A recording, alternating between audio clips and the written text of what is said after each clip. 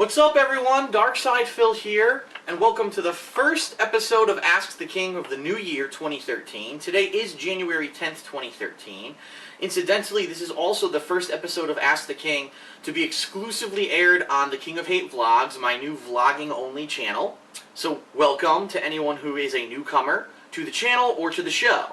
And also, I've decided that this year I should maybe, freshen things up a bit. I have a new shooting location. I'm actually shooting in the other side of my living room rather than in my bedroom. It's actually a lot easier to set up to film in here. So I said, why not see how this works out?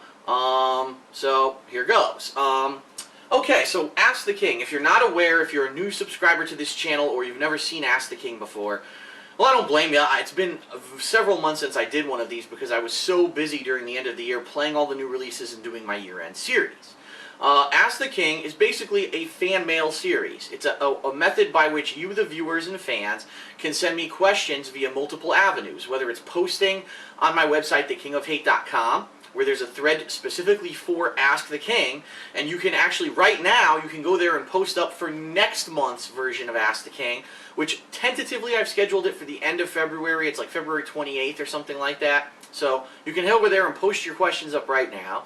Or if you follow me on Twitter, @TheyCallMeDSP, or if you follow me on Facebook, I have two pages on Facebook. My official page is They Call Me DSP, and then I have a fan page called They Call Me DSP1. They pretty much mirror each other. But you have the opportunity to ask me questions the day of filming. Meaning, earlier today, I actually posted up on Twitter and Facebook that I'm accepting questions, and then I actually went through all of them, and I chose some of the best ones from my forums, from Twitter, and from Facebook.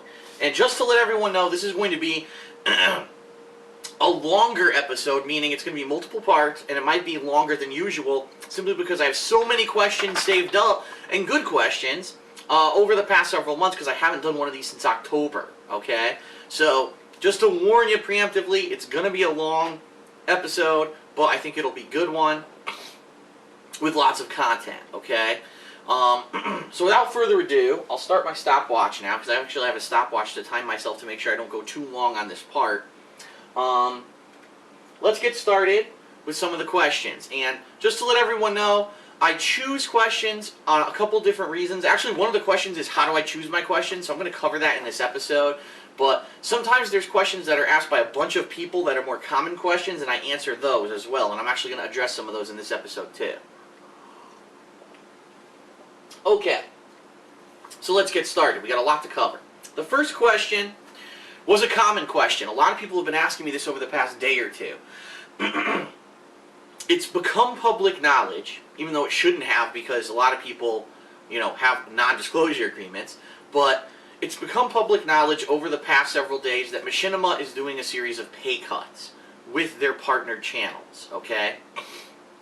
They've been sending out notices, they've been sending out and having discussions with people about this. A lot of people are asking me, am I affected? Is this the big thing that I was talking about a month ago, saying that it might be a negative thing and I might, my YouTube presence is an uncertainty right now, being able to do this full time. What I have to say is this.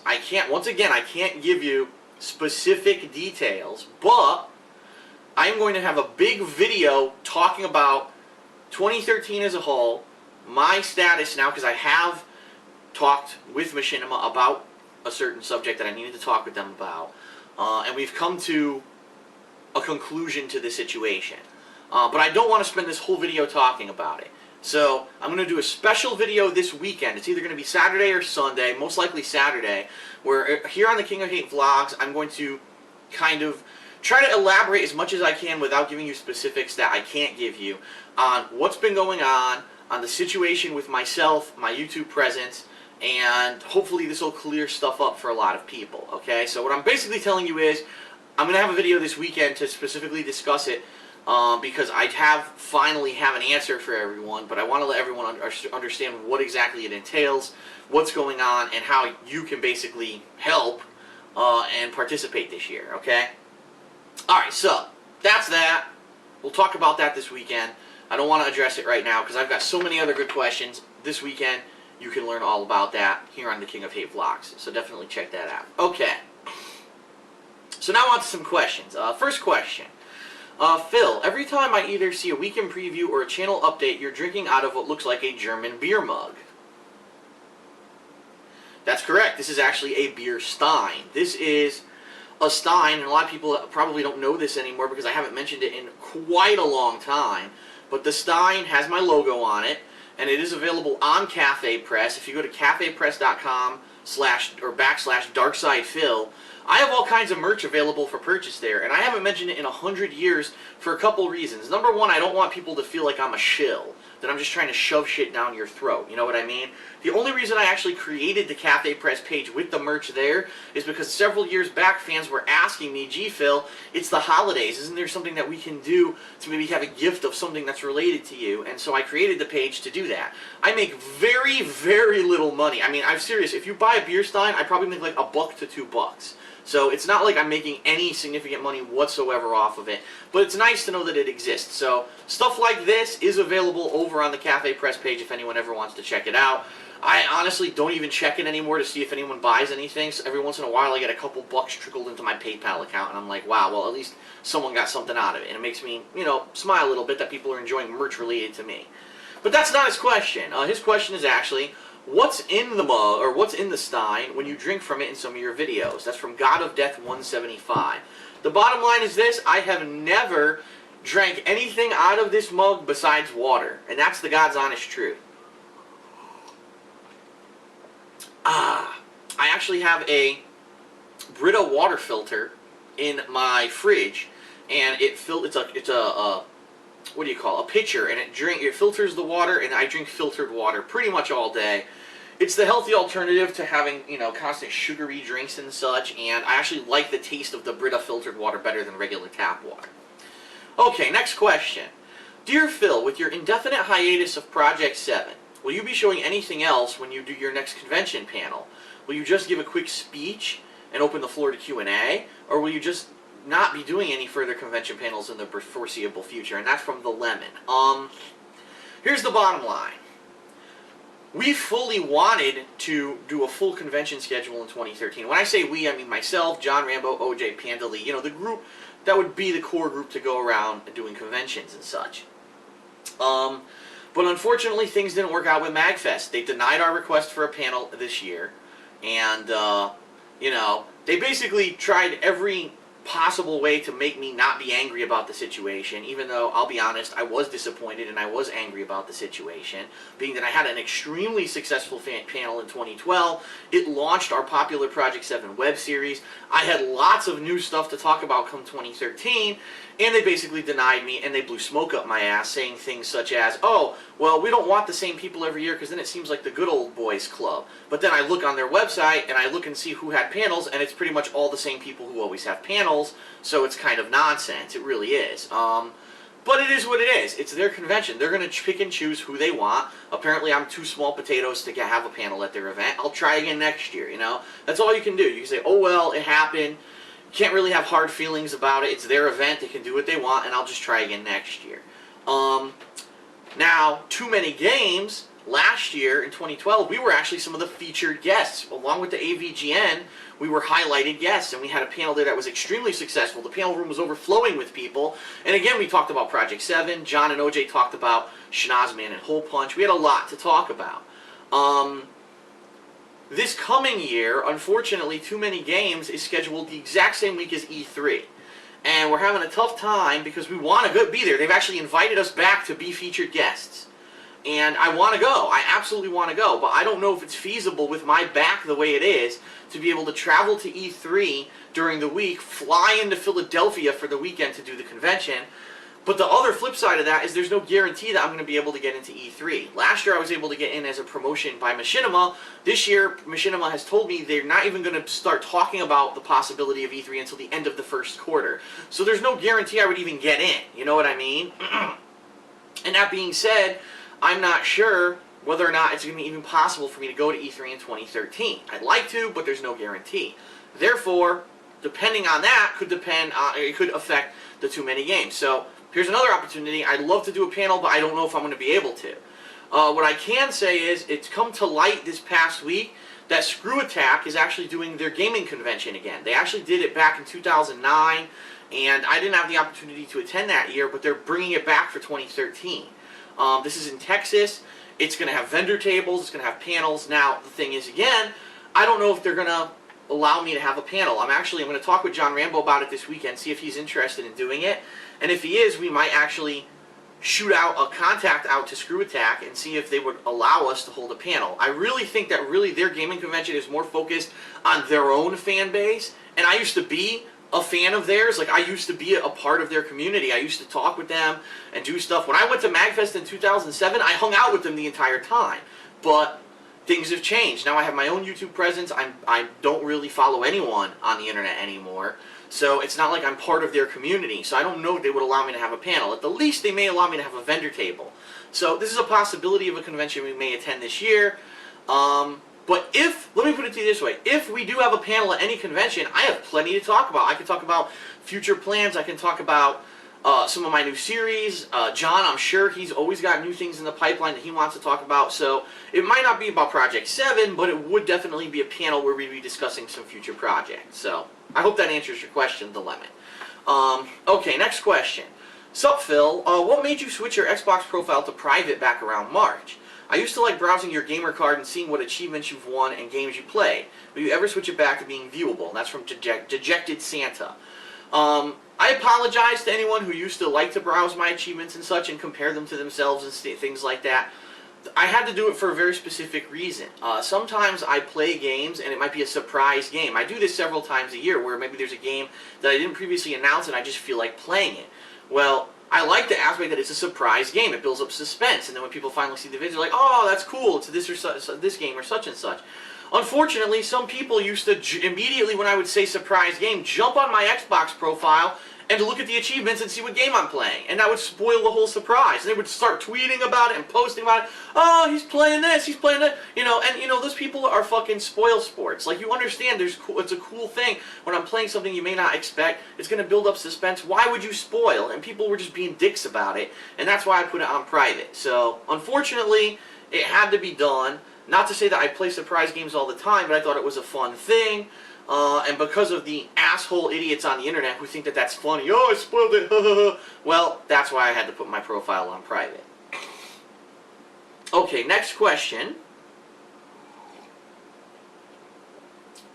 I can do this one in a summary because it was a long paragraph he wrote me. Basically, he says, how do you decide what questions you pick for Ask the King? And this is from Alexander Nikolaevich Hell. What a name. It's very simple. I go through every question. I'm not even kidding you. Today I had a thread with over 300 questions. I read every single one.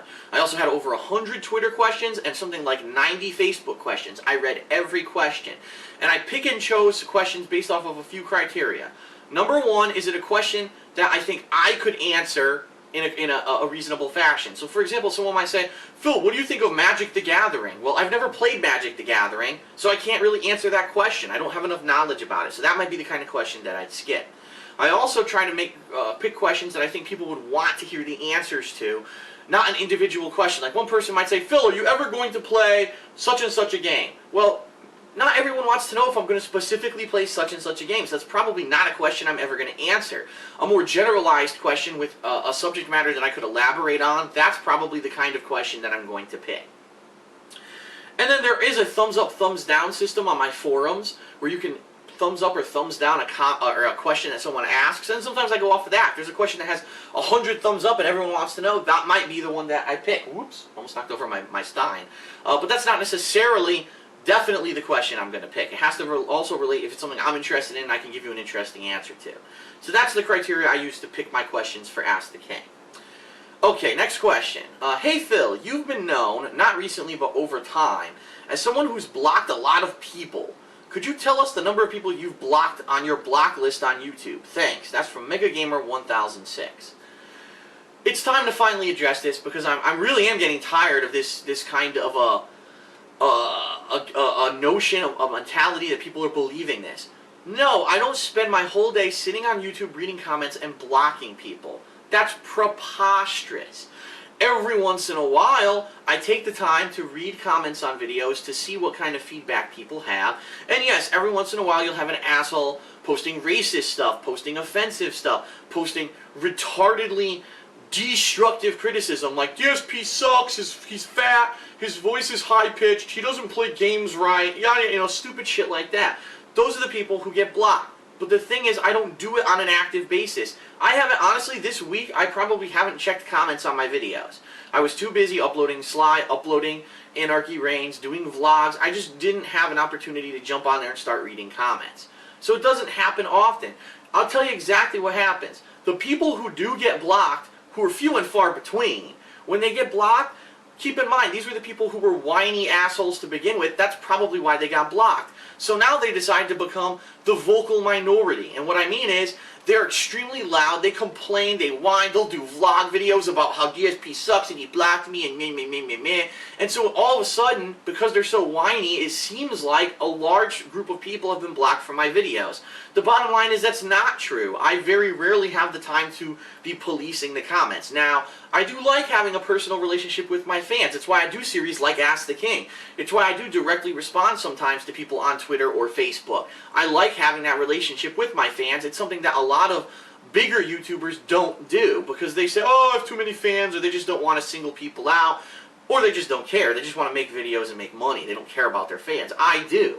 So I like having the personal relationship, but it's a two-way street. If you're going to have a personal relationship with me, when I see really nasty shit going down in comments of videos, those people are going to be censored and blocked. It's that simple. That shit has no fucking right to exist on my video. It's my content, it's my business, and I don't like that shit on it. So, some people, yes, you will say stupid stuff, and you get blocked. What I have to say is this. If you're going to leave a comment, either on Twitter, Facebook, or my video, think before you leave it. Is it constructive? Is it something that's not going to be viewed by me as something that's offensive? If I'm offended, I'm going to block you. It's that simple. And so, he's saying something like, how many people have you blocked on the, how big is your block list? It must be huge. Number one, it wouldn't be huge because, like I said, I don't actually spend a lot of time doing this. It's just the people that do get blocked become whiny about it, and they stamp it, and then they try to get a gang mentality that GSP blocks everyone. No, it's not true. And number two, there's no block list. There's actually literally nowhere on YouTube where I could see the amount of people who I've blocked anyway. So don't believe the bullshit from the whiny idiots who misbehaved on my videos and got blocked. It's not true. Feel free to leave a comment. You're not going to be censored. Just don't be nasty about it. If you leave a comment that's constructive or that's fun or funny, I'm not going to care. If you leave nasty filth, yeah, you're probably going to get in trouble. Okay? Just like life. I mean, let's be honest. Behave, and then you won't fucking get your wrist slapped. Duh. It's just that people, you know what it is? It's because people see the internet, oh, it's free, freedom of regulation, freedom of speech, I can say whatever you want. No, you can't. Fuck off. Okay, next question. Have you ever tried applying for review copies of any games? If yes, why didn't they accept you? And if not, is there a reason why not? GamerDude1911 sent that question. Well, GamerDude, sorry, I'm just checking my time here. I honestly don't know how to do it. I mean, here's the bottom line. I don't work for Machinima. I'm contracted with them, but I don't work for them. I don't work for gaming media. So I have no idea how I would properly apply to get a review copy, and I couldn't see why anyone would ever even give me one, because I don't work for a published work.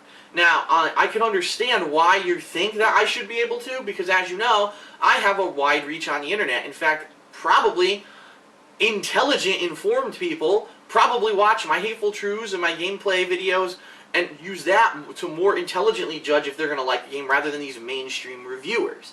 So, yeah, in a lot of ways, maybe these game companies should be looking to send someone like me a review copy, but they don't. I've never been contacted, and I don't know the process, so I do not. I buy games like every other Joe Blow out there. I just go and wait in line like everyone else, and I buy them on release day. Okay, next question. Hi Phil, do you ever fear of damaging your relationship with international fans during video game playthroughs? Or are you confident that everyone understands that you don't mean anything by any jokes or remarks that you make? I.e., in Assassin's Creed 3 playthrough when you were making fun of British fans, redcoats, etc., etc. And that's from Delta Team 210. Look, I have a certain style of humor. It's satirical, it's adult-oriented, and it could be harsh. Some people could say, oh, that's a racist joke, but it's all meant in good humor, okay? And I would hope that the majority of people who watch my videos get my humor. That's why they watch it, and that's why they like it, and that's why they don't get offended by my jokes. You're always going to have people who don't get the joke, who are offended. And it's funny because some of them are hypocrites. They'll, oh, he made a joke about the Durka Durkas. Oh, he made a joke about the French. And then all of a sudden I make a joke about the British. Wait a minute, I'm British. I'm massively offended. How dare Phil make a joke about that? And that kind of stuff does happen. In addition, I do sometimes get messages, if you can believe it, from like parents saying, I don't know why you make these kind of jokes or why you swear in your videos. I'm offended and my son was watching your video and this is wrong. Wait a minute. You let your son on your computer, you gave him free reign of the internet to do whatever he wanted, you allowed him to go on YouTube and watch my video. So let's see, how many things that were your responsibility did you welsh on and then try to put the blame on me? Everyone knows my content is more for, you know, teenagers and adults. It's not for younger people. My video game videos are called playthroughs, not walkthroughs. If your son or daughter is stuck on a game and they're young, they probably shouldn't use my videos to figure out how to beat the game. Mine is for entertainment purposes, not for really for educational purposes. So, yeah, I understand that some people do get offended, but it's for all the wrong reasons. The bottom line is this. You have to have a good sense of humor to enjoy my videos. I have a great sense of humor. I can appreciate people making fun of me and joking with me and joking, you know, as long as I get the joke and it's not mean-spirited. So, if I can make fun of myself like I do a lot in my gameplay videos, I think that it's fair enough to say that I can make fun of other people of other cultures and stuff too. But understand, I'm an equal opportunity joker. I'm not singling out one group. You won't watch my videos and I'm always talking about one racial group. That's not me. I'm not a racist or anything like that. I take the opportunity to just make jokes when they're pertinent during my videos, and that's that. Okay. Next question. Hey Phil, what's your motivation to keep this whole YouTube thing going, and how long do you plan to keep doing it? I'm sure one day you'll eventually grow tired of it, or do you think that you will keep going with it as long as you can? And that's actually from Vassal of thekingofhate.com, my forums. Well, the bottom line is this. Even though right now I'm doing gameplay, I'm doing game reviews, everything I'm doing is very heavily game related.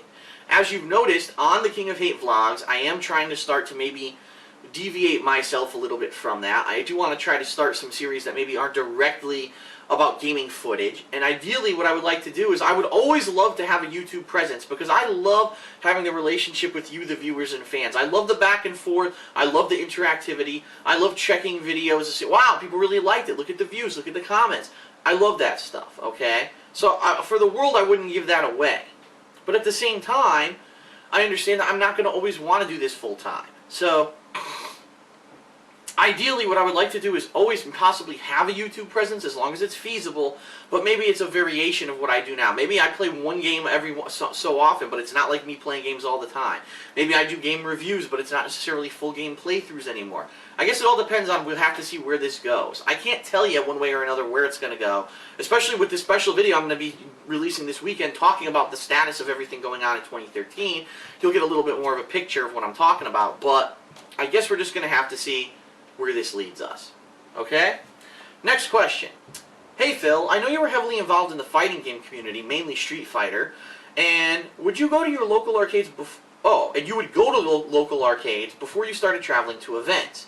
Did you ever play the game Killer Instinct, and what did you think of it compared to other arcade fighters? Would you like to see Rare make Killer Instinct 3 for a next generation console? And that's from Family Guy 10. Killer Instinct, when it came out, really blew people away because it was still 2D fighting, it was still 2D graphics, but it used pseudo 3D models. It was like a 2D picture of a 3D model. And honestly, the graphics and the sound of that game blew away other fighters. The only other things that were really major at that time were Mortal Kombat and Street Fighter, and both were like cartoonish. You know, Mortal Kombat was just a scan of humans fighting, and Street Fighter was more cartoonish at that time. So this was like, wow, this is cool. It's like next gen. It almost looks like computer rendered stuff. The gameplay also, the fact that the combos were kind of like auto combos, and if you've never played Killer Instinct, you wouldn't understand what I'm talking about. But you could do like a special move, press a button, and the guy would do special move, hit, hit, hit, and then you could do another move, hit, hit, hit, and then another move. So it was like, by only pressing 4 or 5 buttons, you could do like 12 hit combos, and it was pretty crazy. It was all about the combos. And at the time, everyone was blown away by the game. However, once the game kind of moved on, meaning of being a year into playing this game, people realized the game was full of game bugs, the game was full of a lot of game-breaking things in it, and also the combos were pretty much not even a factor anymore, because there was this thing called combo breakers, where if you knew what combo your opponent was doing, you could do a move to counter it, and if right in the middle of getting hit, you could break out of the combo. So most of the combos people were using weren't viable anymore. Everyone could break out of them. And therefore, what people started doing is they started doing very simplified combos. A jump in attack, one hit, and then a special move, which is pretty much what you were doing like in Street Fighter to begin with. So the game that was supposed to be different, it was supposed to be like a jump to the next generation, ended up playing exactly like Street Fighter at the end of the day, because the combo system wasn't viable due to the combo breakers. So I did play it. I thought that it was fun for its time, but it was kind of quickly dismissed about a year into playing it, and people went back to Street Fighter and Mortal Kombat a lot more. But for that 1 year when it came out, it was huge. I remember my arcade got like 3 cabinets of it. I'm not even kidding you. It was that popular. There were enough people who wanted to play it that they could warrant having 3 cabinets and people playing the game at all times. Pretty crazy. Alright, we're pretty close to the end of the video. I think I should have enough time for 1 or 2 more questions. Next question. I'd like to know your father's current state. I know from past vlogs he hasn't been well, and I'd like to know if he's doing alright. And that's from Akumetsu. What Akumetsu's talking about is about midway through 2012, my father, who worked for this particular company for some 30 years, was laid off from his job. And a lot of people wanted to know, how's he doing? What's going on?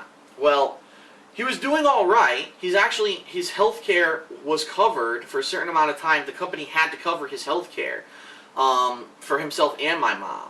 So in that regard, he's been all right, and he's been collecting unemployment. And he did get like a severance pay from the company as well. But it wasn't huge and it wasn't great. It was kind of shitty, to be honest. Keep in mind, this is the same company that laid me off in 2012. Now they lay off my dad 2 years later. Basically, he's been looking for another job. Hasn't been going so well. The jobs that he's been offered are jobs that are like massive, massive pay cuts and things that he's way overqualified for. The one job that he did get a serious offer for, unfortunately, would have made him travel all the time. He would have had to be flying to Canada, to Europe, to different states in the United States constantly, which he can't do because my mom, unfortunately, is, she has a back injury similar to mine, actually, if you can believe it. She does have a couple illnesses, and there's no way that she could take care of the house by herself with him traveling all year. So he was forced to not take that job. And unfortunately, until just recently, it looked like my dad's unemployment might have run out, but the good news is that the fiscal cliff hearings that have happened recently in the U.S. government, finally they agreed on something. They signed a bill that was a compromise, and it looks like unemployment may be extended for my dad. What it's looking like he's going to do is he's going to end up cashing out his retirement plan early, which he didn't want to do because it's going to be significantly less than what it would have been if he was able to wait till he was, say, 60 or 65. But he really has no choice at this point.